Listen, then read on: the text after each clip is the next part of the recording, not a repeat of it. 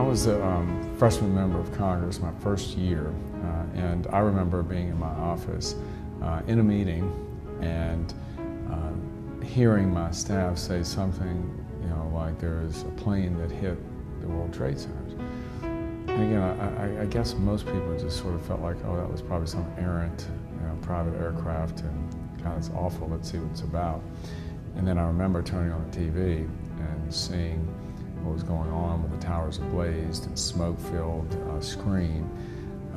And you think back on that and the sort of anxiety and the panic that set in, and then how it grew over the days and weeks and months.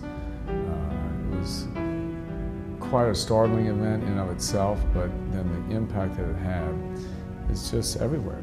I guess you didn't really know how to even react to that, and it so happens that my apartment up here in Washington faces the Pentagon, and for months after, you would see the smoldering sight in front of you as I would wake up, and it was always there. And I know when the incident first happened, what you wanted to do most was to call home and to let yourself know that they were okay.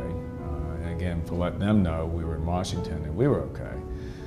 But it really was a really tense time in the country, and something that really is, I guess, changed us in a way that now and then we were introduced to having to think the unthinkable. And the fact that individuals would board planes and use them as missiles to go in and kill 3,000 people is just something I don't think anyone even imagined.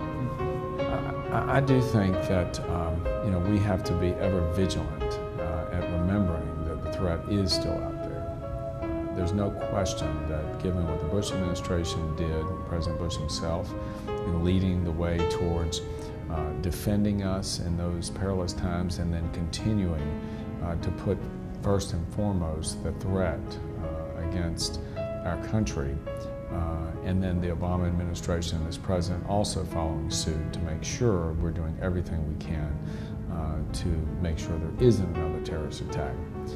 Could we do things better? Absolutely, and we're trying every day from the congressional standpoint to achieve the type of accuracy, efficiency in our programs that can affect the safety of our citizens. I think that's another instance where I know I'll never forget where I was when I received the news, and I actually got a call from the Vice President indicating that he had been captured and killed. I don't think that there was any sense of elation. I think perhaps an initial sense of relief and some sense that we had accomplished a goal that we had established way long ago. It was a reminder that the things that we have to be about in governance and the security of our country are not easy, and they take time. I also want to make sure that we never forget that the threat's still out there. It wasn't just about Osama bin Laden. We face a threat in the spread of militant Islam, and frankly, all free-loving people in this world should be mindful of the threat of the radicals who operate under the color that they believe is their mission from their God to avenge their hatred of all things we stand for and us, including killing themselves. So we must remain mindful of that. It's difficult at times when there seem to be pressing domestic issues, but I do think that the priority is that as we now are commemorating the 10th anniversary of the 9/11 terrorist attacks.